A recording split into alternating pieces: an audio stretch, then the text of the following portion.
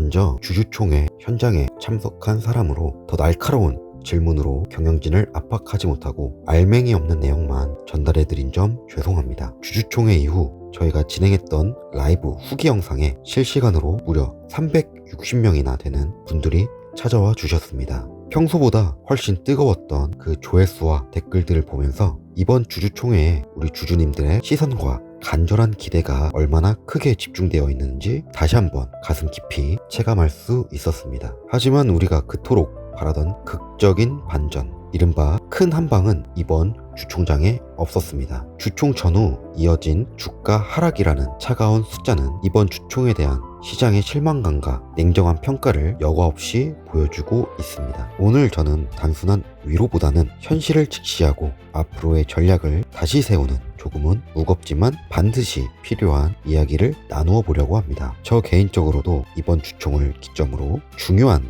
선택에 대한 답을 내리기 위해 현장에 참여했었습니다. 어느덧 3년입니다. 길다면 길고 짧다면 짧은 이 시간 동안 우리 앞에는 참 많은 희망의 조각들이 있었습니다. 그동안 차곡차곡 쌓여져 있던 호재들이 이제는 임계점을 넘어 조만간 큰 파도가 되어 터져주지 않을까, 그런 간절한 생각에 포기하지 말자는 의미로 영상 제작 빈도도 올려봤습니다. 그리고 신성델타테크와 관련된 국내외 정보를 찾고 또 찾았습니다. 그런데 이번 주총의 결과를 곱씹어보며 저는 한 가지 뼈저린 깨달음을 얻었습니다. 그것은 바로 시간입니다. 우리가 기대하는 것은 단순한 테마나 유행이 아닙니다. 세상을 바꿀지도 모르는 거대한 기술입니다. 이런 엄청난 기술이 시장에 온전히 소화되고 검증을 거쳐 마침내 상용화라는 꽃을 피우기까지는 우리가 막연히 상상했던 것보다 훨씬 더 길고 고통스러운 시간이 필요하구나. 이것이 제가 느낀 솔직한 심정입니다.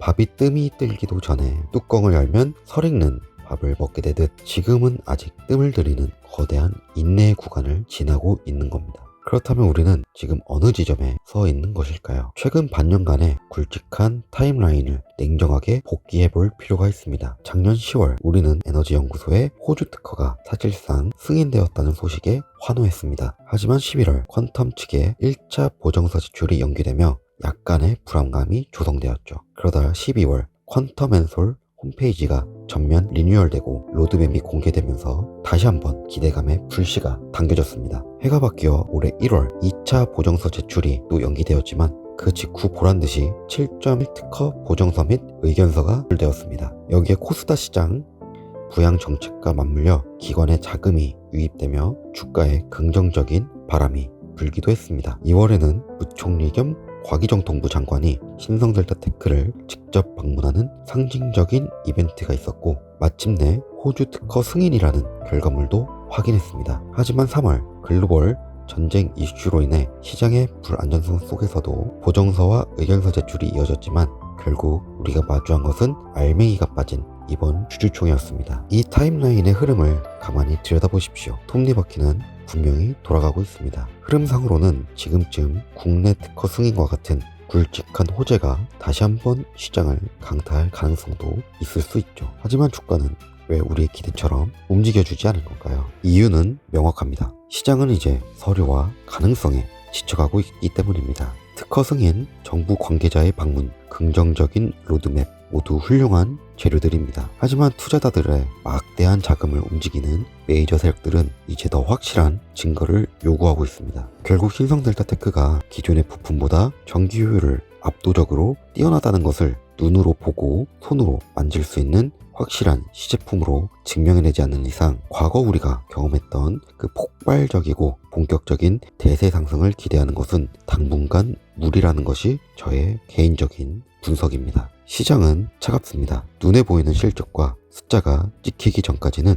끊임없이 의심합니다. 우리는 지금 가장 깊은 의심의 골짜기를 건너고 있는 중입니다. 그렇다면 우리는 어떻게 대응해야 할까요? 저는 우리의 일상 속에 답이 있다고 생각합니다. 당장 저부터도 내일 혹은 다음 주에 어떤 뉴스가 터져 주식이 급등할 것이라는 단기적인 기대감을 잠시 내려놓겠습니다. 매일 호가창을 들여다보며 일희일비하는 것은 우리의 피를 말리고 판단력을 흐리게 할 뿐입니다. 이제는 더 긴 호흡으로 밭을 가는 농부의 마음으로 돌아가야 합니다. 저 역시 마찬가지입니다. 유튜브 채널 상분경제의 성장과 함께 저희 본업에 더욱 매진하여 저 자신의 레벨을 올리는데 집중할 것입니다. 땀 흘려 일에 한 푼이라도 더 벌어들이고 그렇게 모인 귀한 자본으로 아주 천천히 흔들림 없이 물량을 늘려가는 장기적인 전략을 최우선으로 삼겠습니다. 신용, 미수 같은 레버리지는 벼랑 끝으로 내모는 독약입니다. 최소한의 생활을 영위할 수 있고 가족의 평화를 지킬 수 있는 자금은 철저히 분리해 두십시오.